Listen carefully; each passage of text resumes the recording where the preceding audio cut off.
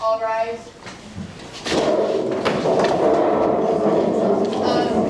Judge Robert Stem presiding. Honorable Court of South Seminole Academy is now in session. Everyone but the jury may be seated. Bailiff, will you swear in the jury, please? Everyone but the jury.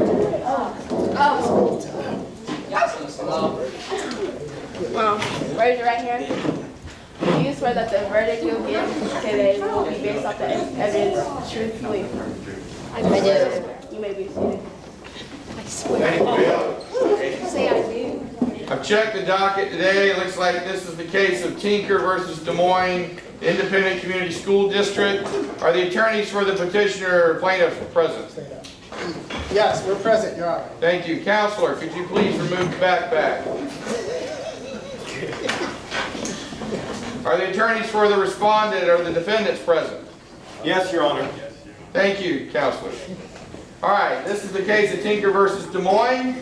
I'm going to read the basic overview facts in the case, and then we're going to cut to the issue, and you're going to start your opening arguments, counselors. Jury members, I'd like to thank you for doing your duty today, showing up. You're to listen to all the facts in the case and render a decision based on the logical, legal, and precedent interpretation. When you do your consultation, if you have any questions, the go-between will be the bailiff. If you'd like to have any clarification. At this point, let's talk about the facts of the case. In 1966, in Des Moines, Iowa, 5 students ages 13 to 16 decided to show opposition to the Vietnam War. The students planned to wear 2-inch wide black armbands to school for 2 weeks. The school district found out about the students' plan and preemptively announced a policy that any student who wore a black armband or refused to take it off would be suspended from school after the student's parents were called. Mary Beth Tinker, an 8th grader, and John Tinker and Christopher Eckhart, both high school students, wore black armbands to their respective schools. All 3 teens were sent home for violating the announced ban and told not to return until they agreed not to wear the armbands. Their parents filed suit against the school district for violating the students' First Amendment's right to free speech. The federal district court dismissed the case and ruled that the school district's actions were reasonable to uphold school discipline. The U.S. Court of Appeals for the 8th Circuit agreed with the district court. The Tinkers have asked this court, the U.S. Supreme Court of South Seminole Academy, to review that decision, and this court has agreed to hear the case. That's why we're here today, ladies and gentlemen. The issue in this case does a prohibition against the wearing of armbands in public school as a form of symbolic speech violate the students' freedom of speech protections as guaranteed by the First Amendment. Counselors for the plaintiff, ready for opening? We are. Proceed. Thank you, South Seminole Academy, for the floor. We've been given the legal case of Tinker versus Des Moines, Hear, hear. in which we are supposed to answer the question of whether or not students have freedom of speech in school. We, defending the Tinkers, will argue that they do. But before we do that, we'd like to offer a round of thank yous. This is our last debate for the day. It's been a great time, so thank you, South Seminole Academy, for having us. Additionally, we'd like to thank the defendants, although we intend to show that they are wrong. And then, of course, I'd like to thank my partners for putting together what you will find to be an excellent case. So let's get to it. Ladies and gentlemen of South Seminole, your parents tell you to speak up Hear, hear. when you see something that's wrong. If you want an example of this, simply look to the case of bullying. Every time you see somebody being bullied, you're supposed to tell a teacher, you're supposed to tell a parent, you're supposed to tell an adult. To put it simply, you're supposed to speak up. Secondly, South Seminole Academy tells you to speak up when you see someone cheating. Because anytime a student cheats, it diminishes the education of all of you. Hear, hear. And that's why you're supposed to speak up. You know these names: George Washington, Alexander Hamilton, Benjamin Franklin, John Adams, the founders of the country, empowered you to speak up by giving you a First Amendment to the United States Constitution that says that the state shall make no laws abridging the freedom of speech. Fourth, your teachers are required to educate you in such a way that when you are prepared to speak up, you know what you're talking about, and you can speak to the issue intelligently. We, here representing the Tinkers, believe that the school district has betrayed you. The reason why they betrayed you is because when you're willing to speak up about something that they have done that's wrong, they seek to punish you. And we disagree. We believe that the punishment ought to fall on the school district because they're in the wrong. And if you want examples of how we know they're in the wrong, first, Mary Bell Tinker, John Tinker, and Christopher Eckert all know the difference between right and wrong. Secondly, we have a precedent in the state of Florida telling us that students and teachers all have a freedom of speech. Third, we have the United States Constitution, the First Amendment, most important of them all, telling you that you have a freedom of speech. Fourth, we have another precedent called Burnside versus Bears, which says that the only time your speech can be interfered with in school is if it's disruptive. So we draw your attention to two facts. First, the protest was silent, which means that it was not disruptive. Secondly, the protest was simply an article of clothing, which means that it could not have been disruptive. So we submit that today, the facts will demonstrate to you that they're in the wrong, and we'll be asking you for your vote. Thank you.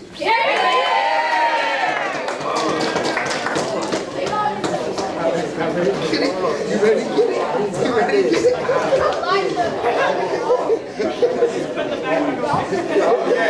That's how you get it, right? It's time to get it. At this point, we'll proceed opening arguments for the defendants. Are you prepared? Yes, Your Honor. Proceed.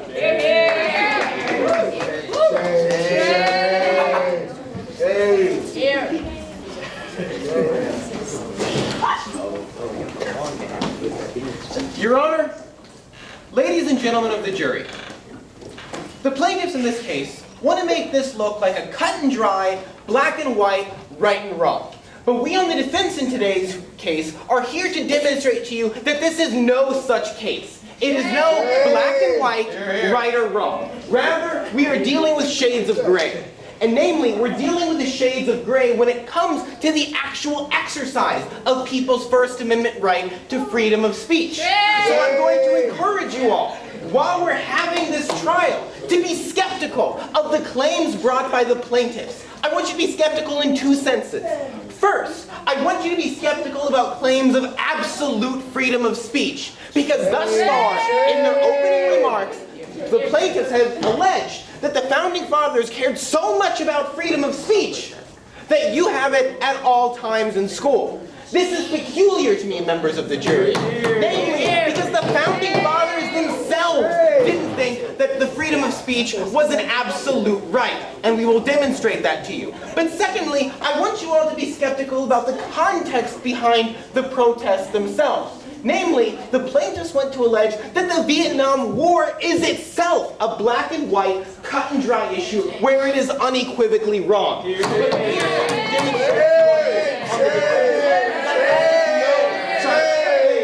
Namely, the Vietnam War is this war in which there are shades of gray, and in recognition of the sacrifices of brave men and women fighting in South Vietnam and fighting in North Vietnam, we ought to be a little skeptical about the claims offered by the Tinkers in this case.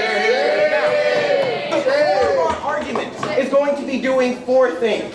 Namely, we're going to talk to you a little bit about the states themselves, namely, the question of states' rights when it comes to education. We think this is particularly important in this case because when we're talking about the Constitution, we recognize that there's a distinction between powers at the federal level and powers at the state level. And we must consider members of the jury, that the power to educate and the actual construction of the rules around educational institutions sits squarely with the states themselves. And we will prove this to you throughout our case. Furthermore, because the states have this ability, they also ought to be given the latitude in legal cases such as this to make the rules that they think are going to most acquiesce to the functioning and prospering of discipline. Notice, when we talk about discipline, we're not talking about corporeal punishment for students who act out. Rather, we're talking about standards of community behavior that make sure that the institution actually fulfills its duty. We're going to be making sure that this is clear to you.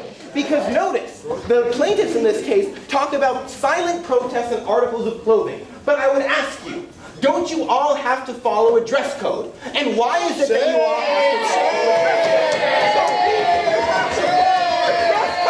Members of the jury, it's because we recognize that some kinds of articles of clothing and behavior are more conducive to learning than other articles of behavior.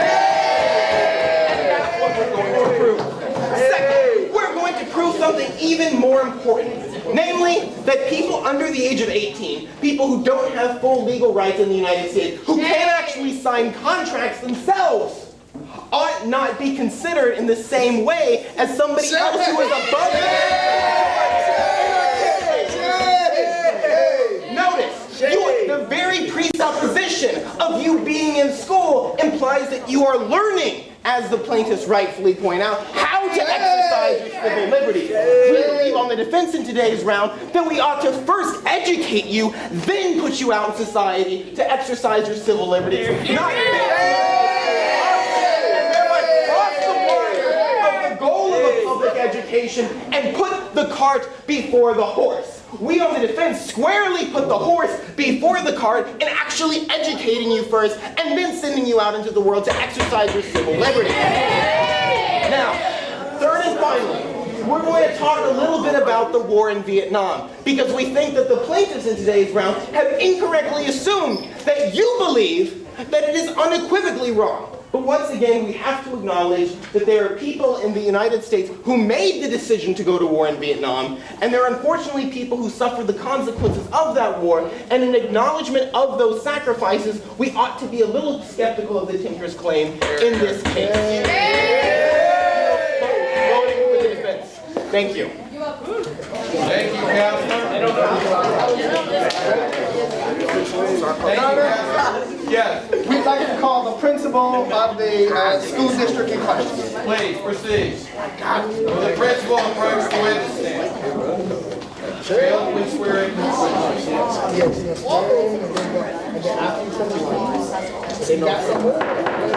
Witness will be taking the stand. Please raise your right hand. Do you swear that the evidence that you'll provide will be the truth, the whole truth, and nothing but the truth? I do. You may be. Thank you, Bill. Counselor, you may proceed. Counselor, I'm sorry. Is that a new outfit? Nope. There you go, Counselor. Thank you, Counselor. All right, I got you. So, do the armbands make noise? No, they do not. So they were silent. Yes, they were silent armbands. So, could you have used the protest to teach students about the Constitution, the U.S. Constitution?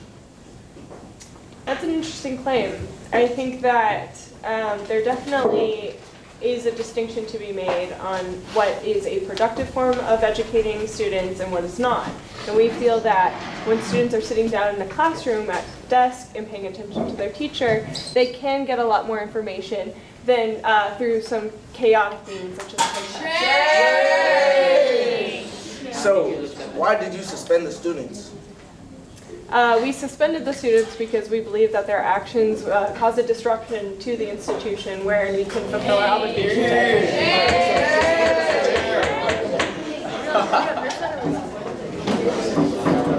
Great. We're glad that you answered the questions in the way that you did, because we have some further questions for you.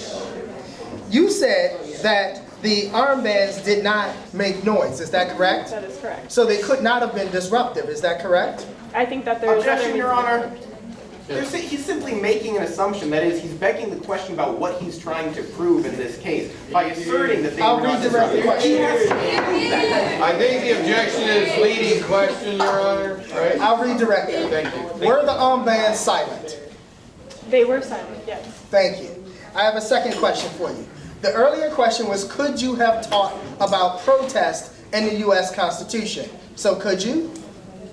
In what context? In the context of the armbands. I think that it is a form of showing children how not to interfere with institutions that have their best interests in mind. Either way, would that be teachable?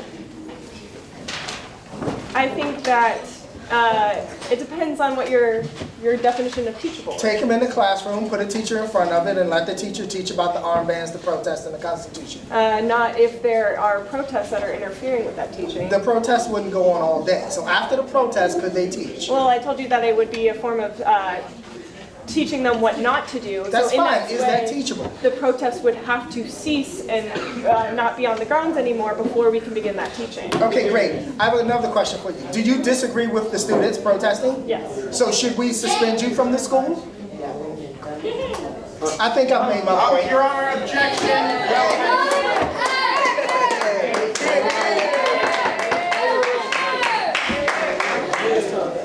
Okay, would the opposing counsel like to cross? Yes, Your Honor. Proceed.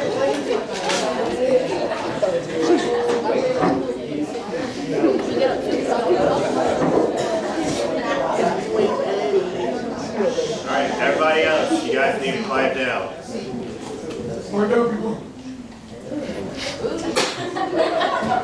Your Honor, is this a delay tactic, or are they going to start crossing? Counselor, I believe that'd be an objection. Counselor, are you prepared? Yes, sir. Proceed, Counselor. Is this an anti-war movement, politically contentious?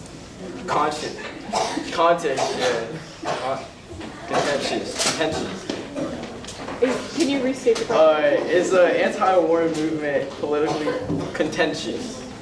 Yes, I do believe so. Okay. Are you aware of students who might have relatives in the war?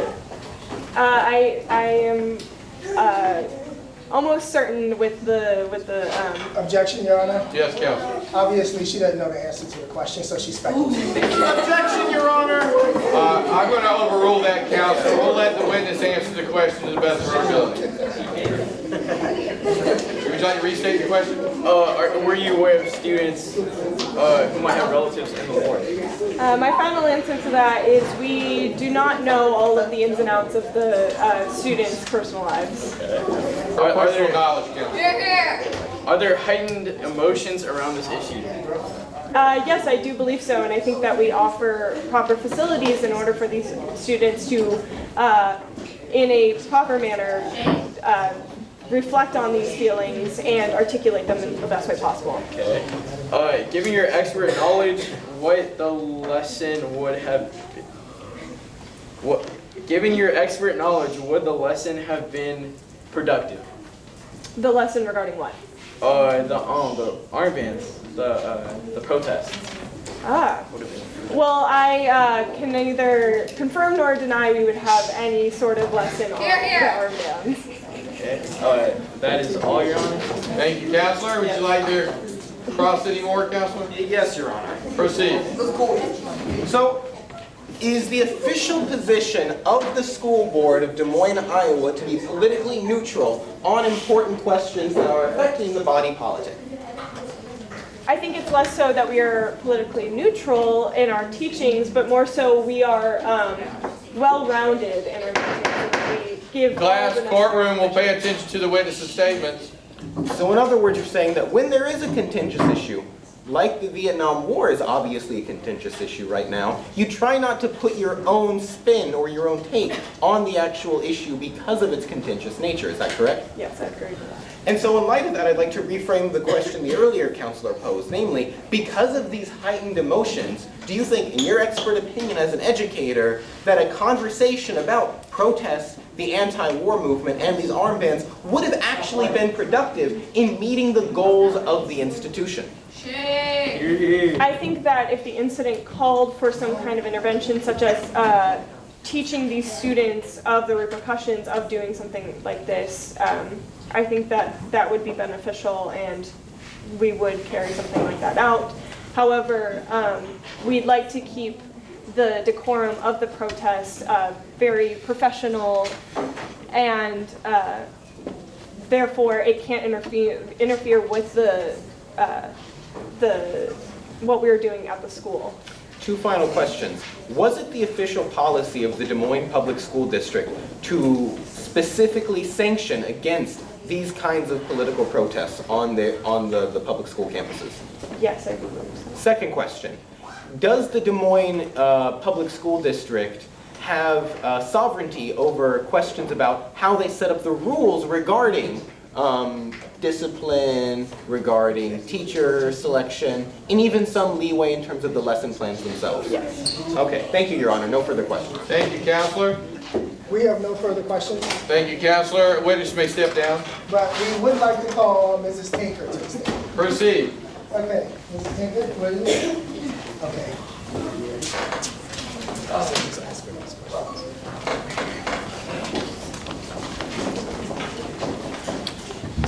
Raise your right arm. Do you swear that the evidence that you provide will be the truth, the whole truth, and nothing but the truth? I do. Here, here. You should swear it. Are you a U.S. citizen? Yes, I am. What rights do the U.S. Constitution give all us citizens? They give us the rights that are enshrined in the Constitution, particularly for today, those in the First Amendment. So you have a right to free speech. Yes, I do. Was your free speech right violated? Yes, it was. Thank you. Will the lady in the back row please put her phone away? Thank you. All right, would you care to cross, Counselor? Yes, Your Honor. Proceed.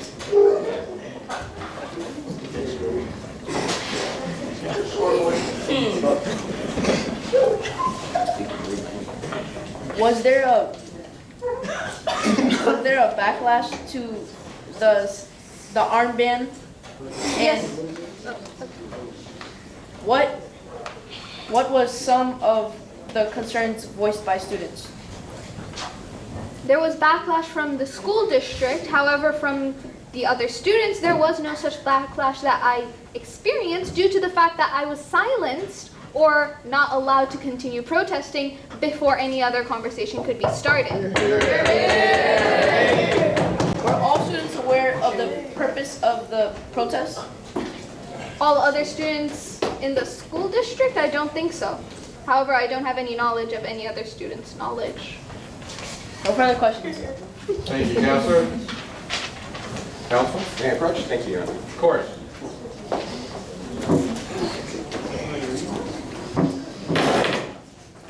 So, Mrs. Tinker, you originally hatched the plan to wear these armbands with a group of other students, correct? Indeed. And were all of these students members of the Des Moines Public School District? Yes.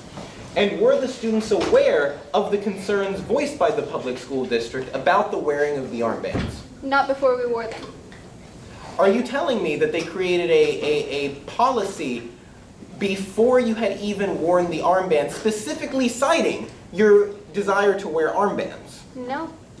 Good. So what you're saying is the policy promulgated by the Des Moines Public School District was a broad policy aimed at limiting the kinds of protests that might be exercised at school, correct? That is not at all what I'm saying. What I'm saying is that your policy, the policy of the Des Moines School District, came about in order to stop the protests. Well, then let's get right to the point, shall we?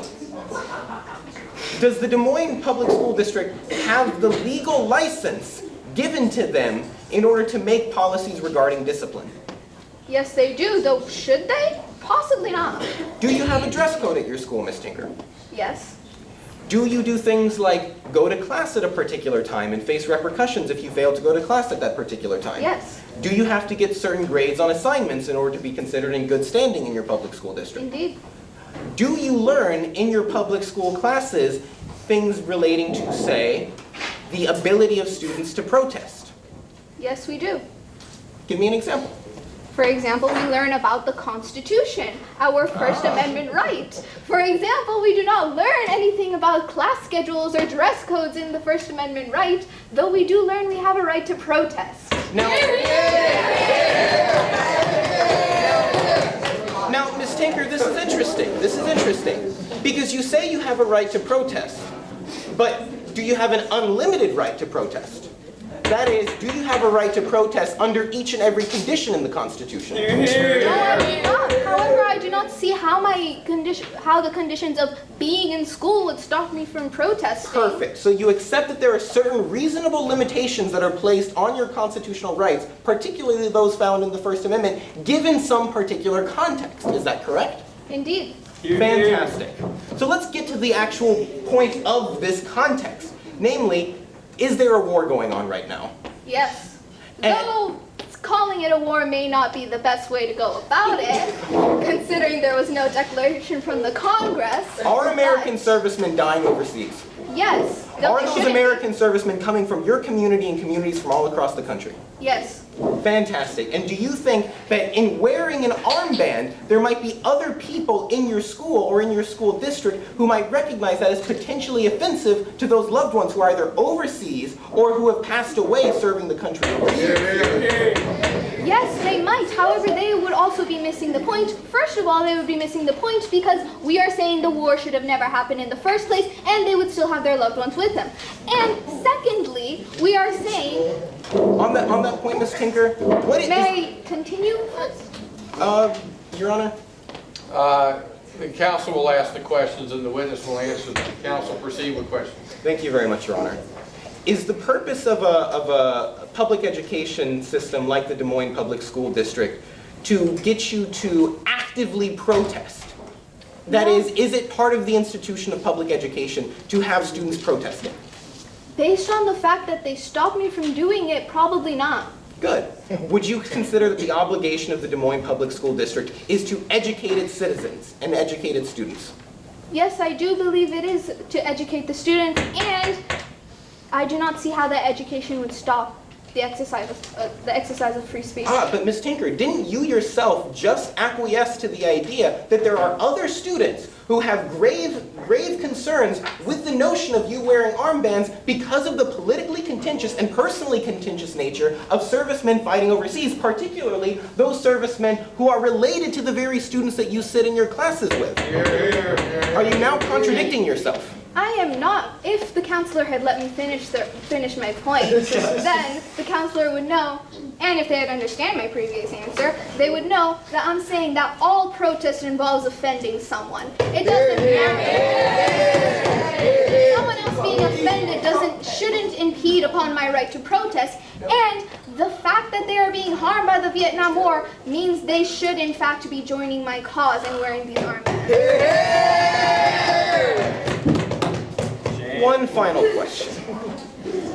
If what you say is true, and if all protest involves offending people, and you say that the obligation of the public school district is to educate, and you say that sometimes that obligation can be undermined by people being offended by such protests, then haven't you not deductively led to the conclusion that you ought not be permitted the kind of protesting that you're doing in public schools? No.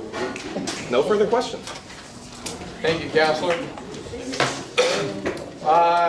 No further questions. Okay, witness may be dismissed. She did good. Okay, does the plaintiff rest on their arguments? We rest on our arguments, Your Honor. Okay, defendant, argument, Yes, Your Honor. proceed.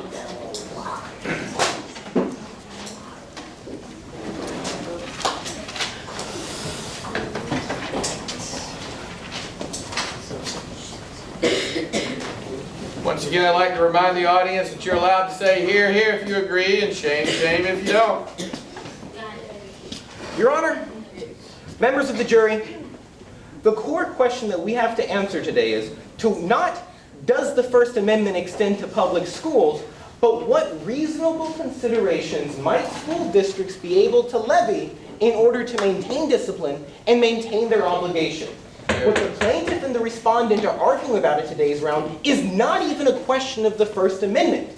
If it was a question of the First Amendment, then we wouldn't be debating about public school students. Because obviously we all know that public school students are in the age of minority. That is, they're under the age of 18. So they don't have as many legal potentialities to exercise civil liberties as people who are adults. So let's consider it this way. Namely, what are reasonable considerations that a school district might impose in order to make sure that the school district does its job? Namely, educate you.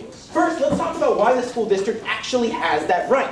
We all know that public schools are funded by property taxes in the area. And state and local governments actually determine the districting of those schools, that is, where students go to. And furthermore, we know that the 10th Amendment to the United States Constitution tells us that any powers not specifically designated to the federal government belong to the states. And notice, panel of adjudicators and members of the jury, that there is no provision in the Constitution specifically outlining an obligation to fund public education. Thus, we ought to consider public education and its regulation as existing solely in the ambit of the state and local school districts. This is important because notice what Mrs. Tinker and the plaintiffs are suing on behalf of in today's round. Namely, a federal principle of First Amendment protections. We think this is problematic for several reasons. Not only because it actually amounts to a usurpation on state power, but it also undermines the ability of those school districts to exercise what they think is best in meeting their core obligation to educate students. Notice, even Ms. Tinker herself agreed, there are some requirements that she has to do in order to make sure that the school fulfills its responsibility to educate her. She has to show up on time. She has to wear appropriate clothing commensurate with the dress code. She has to follow assignments and do other things necessary for the completion of her degree by the time she turns 18. All of this is to suggest that if there is a conflict between the educational institution's ability to educate its students and the other issues in the Constitution, we ought to prefer, in the narrow case of the school district and of the school itself, that the school's fundamental responsibility to educate ought to prevail. To say otherwise is to suggest that the core role of the school is not to educate its citizens, but to fulfill other politically advantageous functions in society. We straightforwardly reject this, for the reasons that we asked the principal of the Des Moines Public School. Namely, do you have to be politically neutral? And she said, yes, we do have to be politically neutral. And she said that because the sole responsibility of the school district is to give you politically neutral information that you're going to one day use in order to go out into the world and decide who you want to be, given the particular beliefs and context that you have.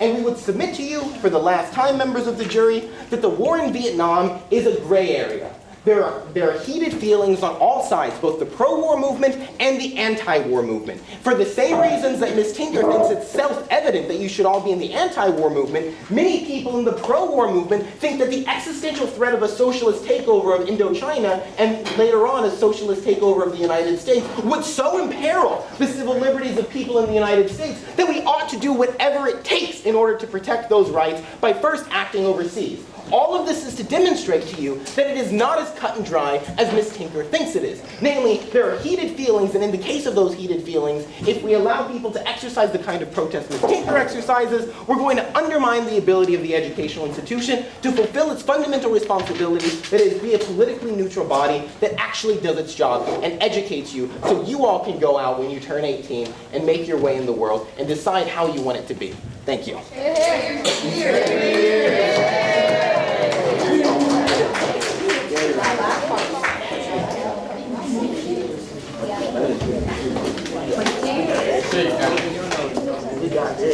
Ladies and gentlemen of the gallery, thank you for the last time. Oh, wait, I'm sorry, Counselor. I have a couple questions to ask for you. I'm sorry. Oh, Let's go. Oh, I got you. this is my turn now, Counselor. Oh, Yes, sir. okay. I have a couple of questions for clarification for this court and jury. Yes. Counsels for the plaintiff. The First Amendment. Who would you say that applies to, Counselor? The First Amendment Yes. applies to all U.S. citizens. At what age do they become a U.S. citizen? You become a U.S. citizen at birth.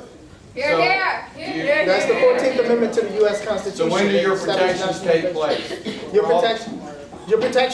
Your First Amendment protections take place at birth.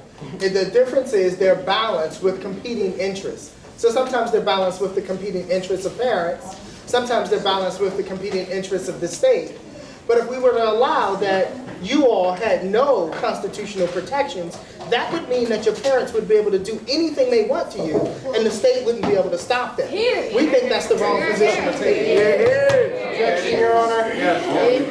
The plaintiff is implying that we on the defense are suggesting that we think these students have no constitutional protections. Obviously, that is a straightforward mischaracterization of our argument. We're simply saying that, as the plaintiff rightfully points out, that there are other competing claims. Not that those competing claims make the other claims, like First Amendment claims, completely moot.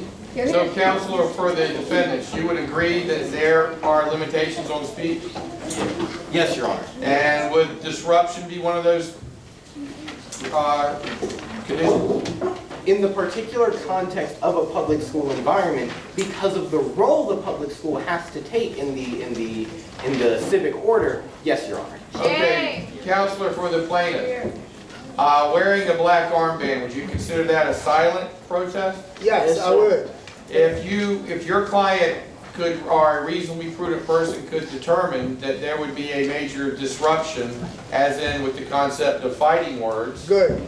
would you consider that still to be a passive form of expression? I would indeed. So let me draw a distinction here for the members of the jury. Proceed. Remember, the First Amendment protects your right to engage in freedom of speech. The question on disruption is whether or not the students were disruptive. The students were not disruptive. If other people outside of the protest were disruptive, then the school should have responded to those people who were disruptive. Indeed, we often see this with freedom of speech cases. The civil rights marchers, for example, were nonviolent. That doesn't mean that the people outside of the civil rights march were nonviolent. So those people often attack the civil rights marchers, but we didn't stop the civil rights marchers from exercising their freedom of speech or their right to protest, given the fact that others were disruptive. So, Counselor, I have a follow-up. Yes. Can I say something? Can I say something? Yeah, stand up. Proceed, Counselor. So, like, you said we should punish students who are reacting to it. Why don't you just take out the issue so no one reacts? Great. This is a great question. Since he asked me directly, I'll answer directly. Proceed, Counselor. So the question was, why is it won't we take out the issue? That is, stop those who want to protest from protesting so that nobody reacts to it. Here's the answer to your question.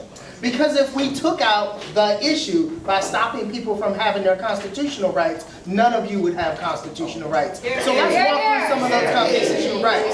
Let me finish answering your question. Counselor, you'll get another cross-check. So let me walk through some of your constitutional rights. Well, what happens when you want to exercise your religion, but people disagree with your religion? Should we stop you from exercising your freedom of religion? Or what happens when you want to organize in a peaceful group and we don't like your group? Should we take out the problem by stopping you from organizing in your group peacefully? Or, in this case, what happens when you want to speak up? Should we stop you from speaking up because people don't like what you're saying? I'd remind you, sir, that the only reason why we know that we have freedom of speech is that those who we don't like can speak up against us. Counselor, I have a follow-up question. Did the school district, in fact, tell your client that they could not protest, or were they just regulating the time, place, and manner of the protest?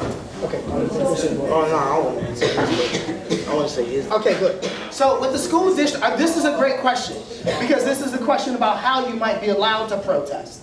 But notice that the school district first suspended the students, in which case they couldn't possibly protest in school if they were kicked out of school. So to answer your question, yes, they stopped the protest by kicking them out.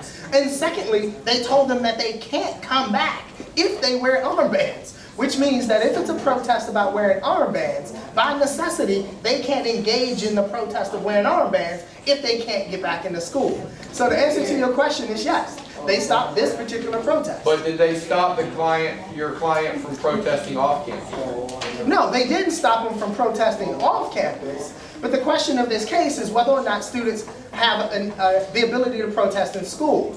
So we started off this discussion about talking about schools. Schools are important for two reasons. First, we're talking about public schools, which means that the students' parents pay for them to go to the school. And secondly, we know that students are educated in schools. And so schools have an obligation to teach students about things, some of which are things that fall under, say, government. And under government, you'll find out about your civil liberties. And so we think that the best way to handle this would have been for the school district to teach the students about protest, and to teach them about protest using armbands, and to teach them about protests that are unpopular. Thank you, Counselor. Oh, can I ask you this thing, Otto? Yeah. Well, we haven't heard his thing yet. Counselor? So you're making it seem 10 times worse than it actually is. Like, we're not talking about religion. We're not taking away the religion. It was just, she was told not to bring an armband, but she did it anyway. She was asking for trouble, if you get that. They already told her she couldn't wear it. But she wore it anyways, and she knew she was going to get it. Point taken, Counselor. Recognize Counselor.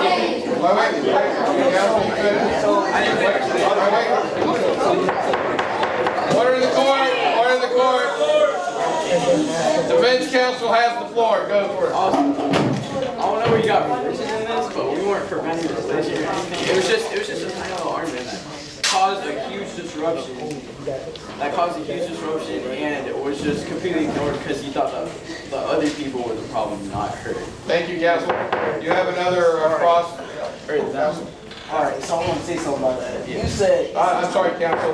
You're Liddy. oh my God. You said that the armband is a tiny little armband. So why was it a problem? Why is it a disruption in class? And hold on, I ain't finished. You said if it's a reactive, why not stop the whole protest in general? So anytime there's a problem, you should just stop it. You should just stop it. So say a teacher asks, what type of ice cream you want, and everyone else except for one person says they like chocolate. So the person's reacting. So should you just stop the ice cream completely, or should you solve the problem? Okay, that's a question for the jury to decide. Everybody has their own pleasure. So if you take away freedom of speech, or would you take away freedom of religion, where would it stop? If someone has something to say about their freedom of religion, would you take it away? Where would you stop at the? Would you stop first at the freedom of speech, or would you keep going if someone has something else to say? It's on a school campus, so they have certain rights.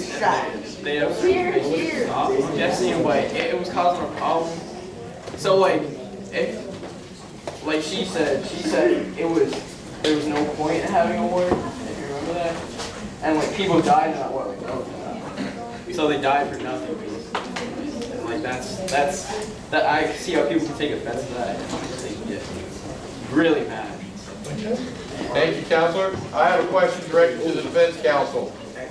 West Virginia State Board of Education versus Barnett. Counselors, co-counselors. Does that case help you or hurt you in this cause? I'm not familiar, Your Honor. It should be in the script. What page? What page is it? Could you refresh my memory, Your Honor? It's West Virginia State Board of Education versus Barnett, 1943 case. Oh, yeah. Okay, in this case, the claim in West Virginia ends up assisting us because what we're really talking about is the ability for schools to decide how it is they're going to meet some standard that they want to uphold, some community standard that they want to uphold. Okay, but in Counselor, in that case, it said the justices ruled in most cases the government could not require people to express ideas that they disagree with. So how do you reconcile that decision with your position?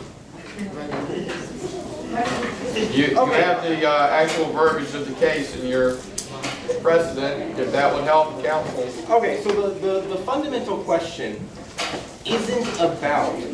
Is your case the same as that case? No, it isn't. They end up being distinct cases. How? The question in the Tinker case is whether one ought to, given some particular set of circumstances, in this one isolated case where there is such a politically contentious issue at play, ought in that case the student be able to exercise their right to freedom of protest in a school environment.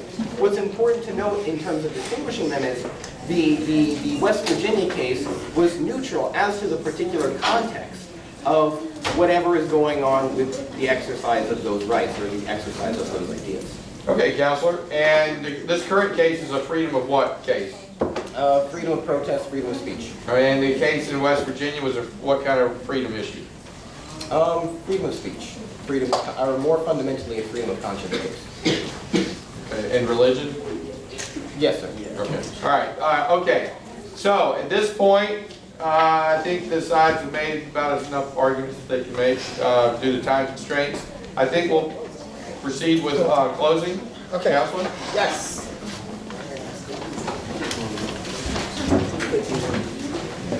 Here, here. Here, here.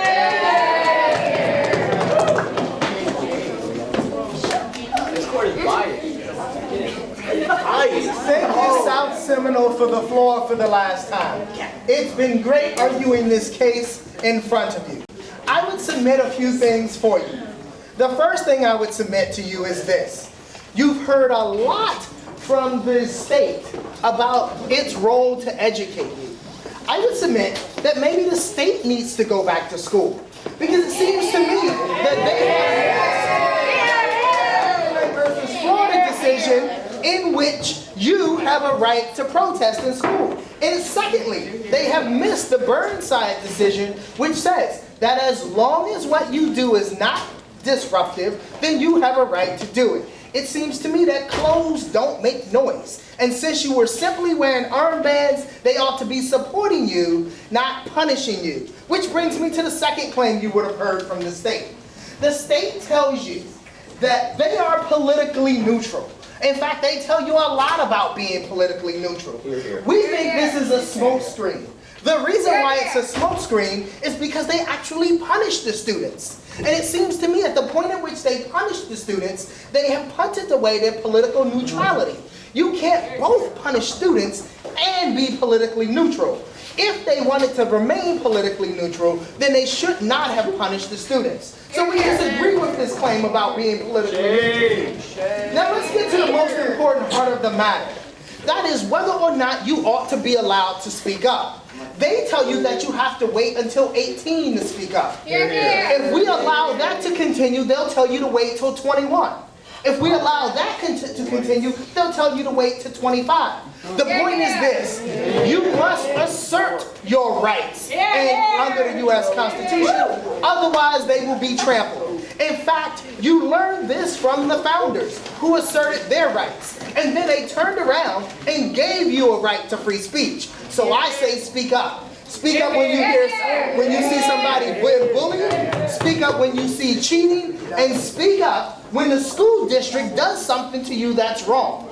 This is your chance to speak loudly and in one voice. We want our rights. Thank you.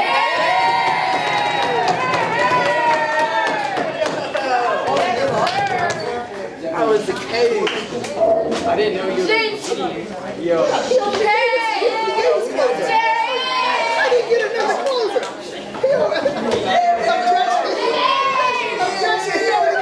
Their second closing. You already know. No, that was his argument. Yeah, you do stand on top of it. That was his closing.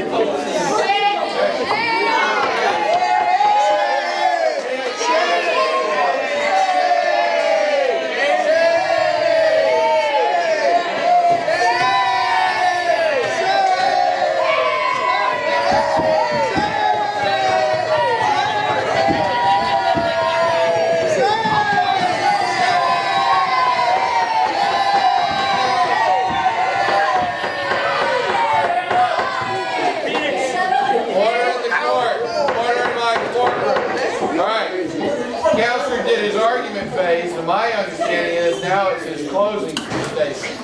Am I wrong? Hey! No, you are not, Your Honor. That's just cat. He's not getting started. Watch the footage. Watch the footage. And we have 5 minutes. Proceed. we're closing. I don't need 5 minutes. Members of the jury, it seems that the plaintiff in this case have hoisted themselves on their own petard. Namely, they suggest to you that the burden society bears precedent that in the case where something materially disrupts the function of the institution, then it ought be banned. But notice, members of the jury, that they simply assume that wearing an armband, because it's silent, isn't going to disrupt the function of the institution of public education. Asserted the opposite of that, namely that students are going to be less able to learn in a public school environment when a contentious issue like the potential service and deaths of their relatives on foreign soil serving this country are at issue. This is the fundamental question in today's case, because we have sufficiently demonstrated how it is not the case that a necessary condition for something materially affecting an institution is that it's not silent. Something can affect an institution while it is silent. That's why we have many standards of discipline in public education in the United States. And I'll also call your attention to the multiple slippery slopes committed by the plaintiffs in today's case. They have no reason to assert to you that you're going to lose your constitutional rights because we make you actually be able to sign contracts before you are fully able to exercise them. That is ridiculous. But notice once again their flawed notion of civil liberties. They think that civil liberties occur in a bubble. That is, when I exercise my civil liberties, it is only me, isolated, atomistically, separate from the rest of society, exercising those civil 60 liberties. seconds. But obviously we know that is not the case. Civil liberties involve relations that we have with people. And that is why we believe we ought to balance civil liberties in this case with the compelling interest of the state in making sure that students are actually educated. Because if we don't have an educated populace, if they're too bogged down in the political milieu of the day, such that they can't reach a high level of education to be the people making those decisions, then we won't be able to get rid of the mistakes of the past and hopefully overcome them. Thank you. So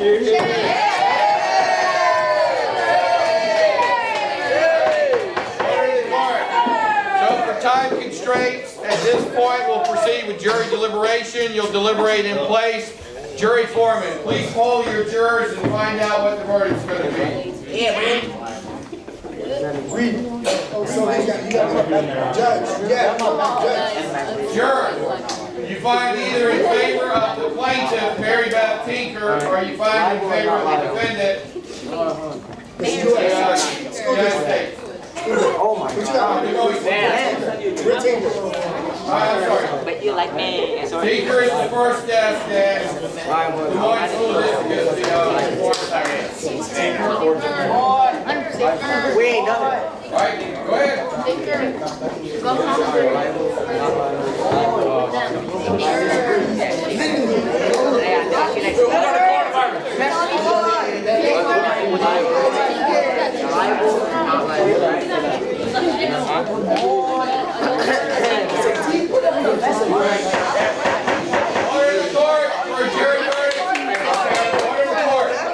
Jury foreperson, has the jury reached a verdict? Yes, sir. How find you?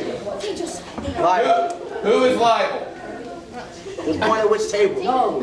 Tinker is this. Tinker is this table. The jury finds in favor. The jury finds the Moines School District. They like Tinker. They're voting for Tinker. Tinker. My court